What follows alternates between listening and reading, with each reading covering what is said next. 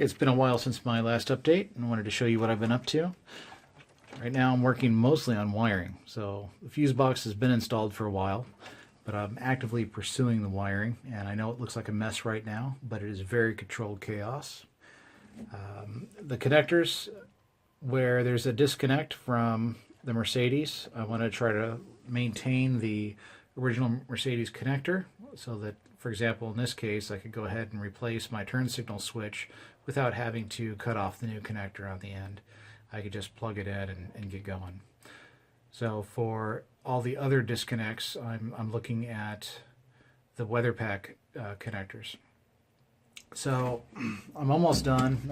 I've got just about everything wired except my transmission computer and a few other little things. I'm probably going to use the ignition wiring. It's a universal harness, so it assumes it's a gas engine.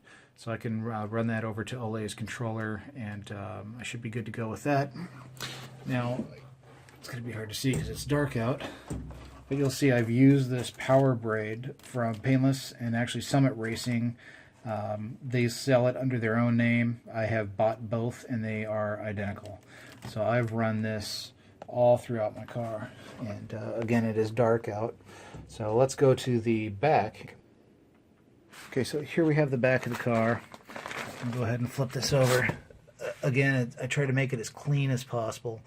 And like that side, once I put down the rubber mat, you will not even know this is here.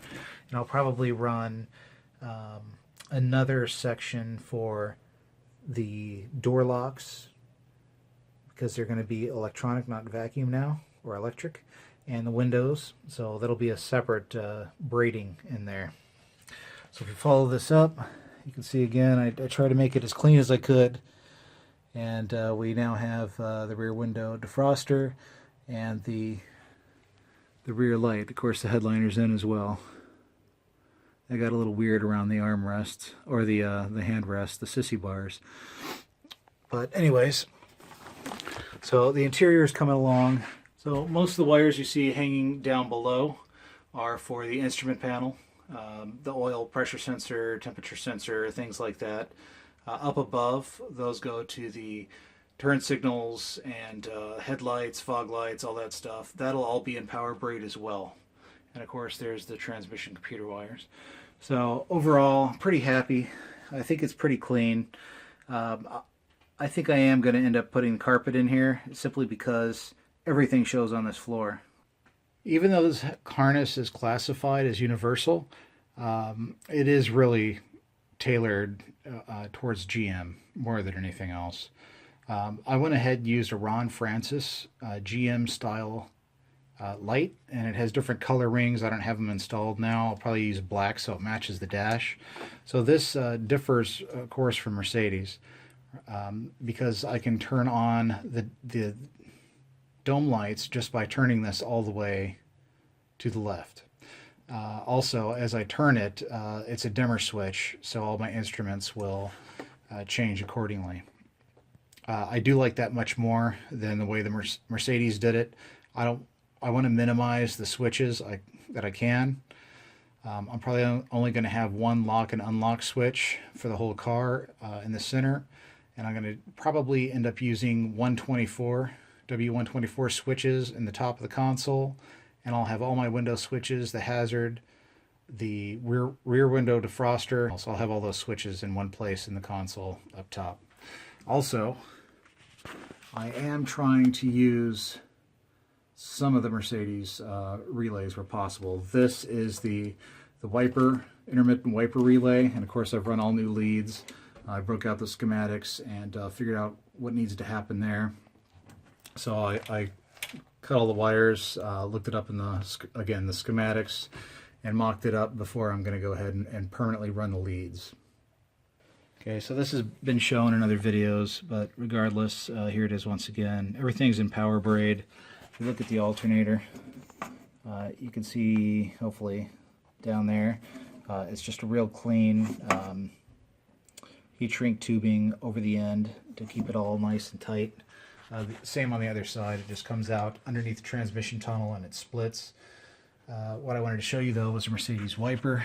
Again, I am using the connectors. Now I've closed the hole in my firewall, so I'm going to try to achieve as smooth of a firewall as I can, which means this needs to be inside and the connection needs to be done differently. So it's going to be mounted down here, and then I have the grommet through the firewall now, and then I'm going to run all these wires inside. The wire from the relay needs to come out for the intermittent position, and then we should be all set with the wiper motor. And again, I'm going to run a Restro Mod air conditioning system, so the fresh air intake has been shut off. Now let's check out the trunk. Alright, so here we have the trunk. Again, you can see I ran everything with power braid. And I'll have a weather pack connector on the antenna. This is what the weather pack connector looks like. Alright, it's a different number of pins than the Mercedes connector. And there's no need to really have that because this is a replacement Hirschman antenna, and it doesn't come with a connector anyways. So I'm just going to use weather pack. Then I can clean all this up once I do that permanently, and it'll all be bound.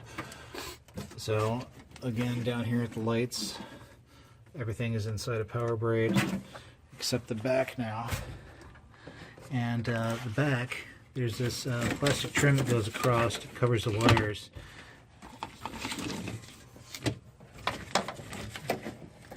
And unfortunately mine broke, so I'm waiting on a replacement for that before I actually do the ends and heat shrink and clean all this up.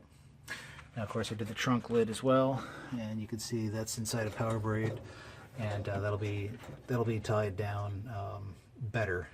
I need to get a new clip, I think, one that comes out and captures more of the wire because it keeps popping out. There we go. But it's all good. So the other wires that remain are the speaker wires. I have a fuel pump and a fuel sender unit and the ground for the fuel sender unit. And for that I'm going to change the flow. I've actually mounted a grommet up there, and I'm going to have them come off of the main harness and just loop under and up through, and again inside its own power braid wrap. I think that loom just looks really clean. And then what I'm going to do is clean up the trunk and paint it. And to do that, I went ahead and I got the Summit Racing Series wax and grease remover, the pre-coating, which is also known as primer,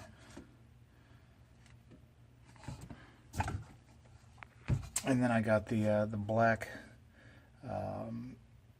well, they call it chassis enamel, but it's flat. So I was worried about a spray gun and really controlling the spray inside the trunk.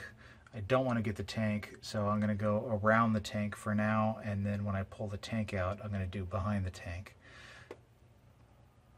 And I'm going to take out the antenna, and I'm going to have to tape everything off. I'll disconnect the wires, and I'll put it up through a speaker holder on top of the gas tank, and then I can finish up the trunk.